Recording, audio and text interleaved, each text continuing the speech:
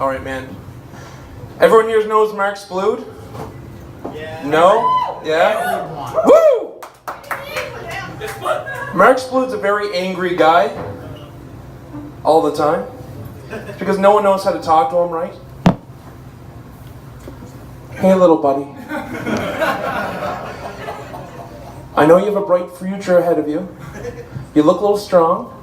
You're going to have a really successful MMA career. If that doesn't work out, you're going to do really well at holding down a job and eventually become a very successful comedian. Already, yeah. And in the end, hopefully, those teeth will come in nice and shiny.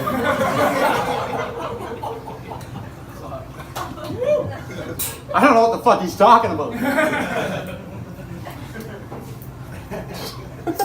Is that it, Joe? Yeah. Oh, okay, good. Oh, man, it's nice to be here. What an honor it is to be here in front of the only 19 people in the city with fuck all to do on a long weekend. Thanks for coming out. It's going to be such a treat to be up here being judged by a virgin, a drunk, and a cripple. Please pick me! Pick me! It's nice to see last year's New Brunswick's funniest person finally limp his way down to St. John after canceling 2 of his own battles. You fucking coward, Marty. You're lucky you're not up here with me tonight. And now on to the roast. I'm roasting this guy. I'm going to be honest, I don't even really fucking know who this guy is. You know, I really don't. I mean, he kind of looks vaguely familiar. I'm going to assume that this is post-transition operation Brittany Campbell. Joe Butler, ladies and gentlemen.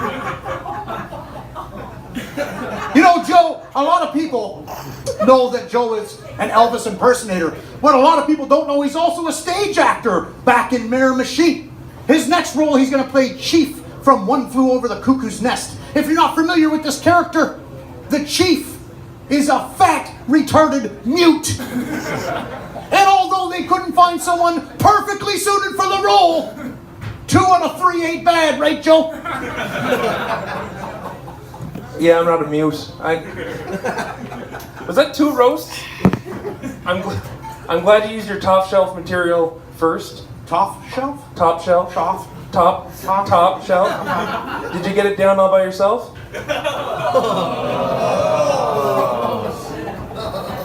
I like the Brittany Campbell comparison. That was pretty good. Yeah, well. I mean, it's only because you're looking at the first pair of perky breasts in your life. Sorry, Jamie.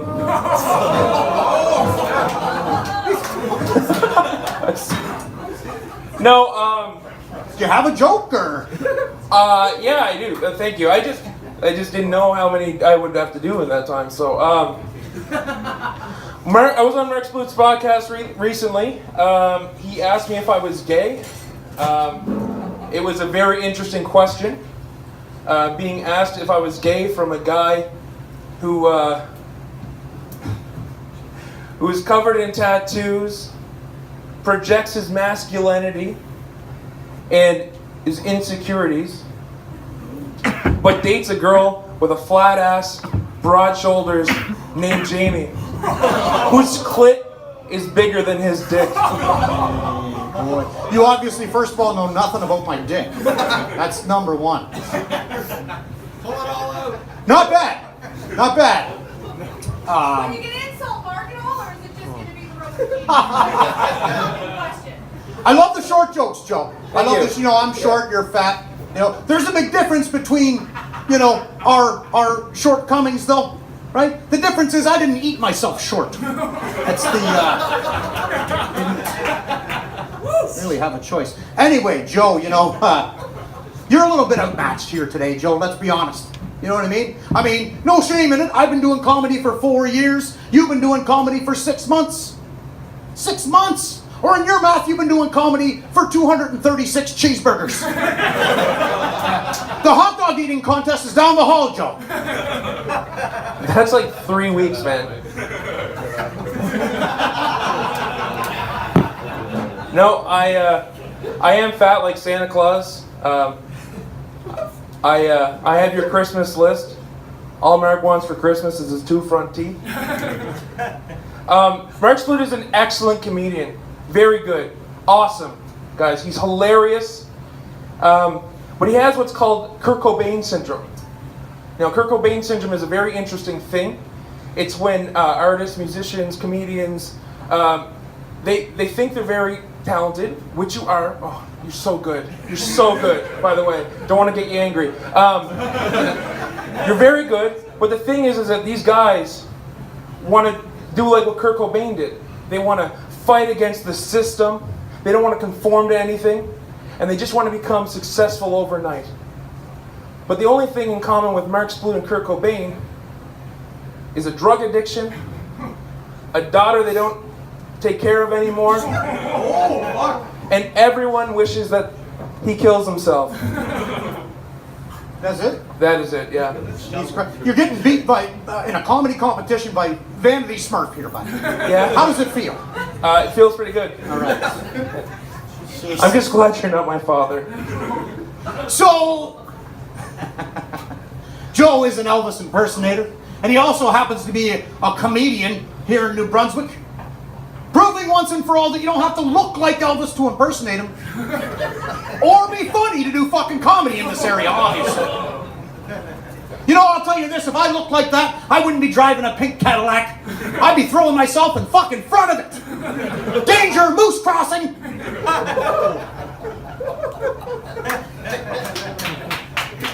That's it? Yeah, thank you for the 8th Elvis joke I've ever heard. It's all over. It's all over, but shut her down. All right, judges. You are one of the fucking judges, Marty. I'm the tiebreaker. That's it. Oh, I see. Yeah. Oh, gee, I hope it's not a So- tie. Good job, Bill. Yeah. Not sitting good with the wife, buddy. I have to pay you, not her, in a few weeks. You know True what enough. I mean? I need you to show up. Hey, I'm still gonna take your fucking money. Yeah, I know. Fair enough, yeah. Let's not get crazy. All right, man. Let's not get crazy. How you doing, Marty? Good to see you, brother. All Sorry I right, had to how you attack doing? you. That's what I do. I'm the aforementioned Judge Ben McDonald, who is an alcoholic. Recent alcoholic, though. Yeah, that's a recent. I picked it up. Just needed a hobby. Okay, round one. Round two. I mean, it's a tough call. Joe takes round one from me. Get it together. Can someone shut Mark Splude's husband up, please? So much. And I'm not speaking with them. I'm gonna give Mark round two, although I do want to honorably mention Joe's rebuttals. For that, the top shelf stuff, that was Top very... Shelf was pretty good. Yeah, that was fun. Vanity Smurf was better, but Top Shelf was pretty good. Yeah, Vanity Smurf was good. It was shorter for sure. But, yeah, so I'm gonna have to give round three to Mark as well. So that's where I stand, or sit. Thank you, Ben. You gentleman, you. Yeah, the only round I had definitive was 2 for Mark. And Joe, I like what you did. Like, I like how dark you went, but the crowd wasn't necessarily feeling it, and I kind of go off crowd reaction. And the only round was definitive was 2 for Mark, but I edged out 1 for you, and I edged out 3 for Mark, so I'm going to give it to Mark. Thanks, boys.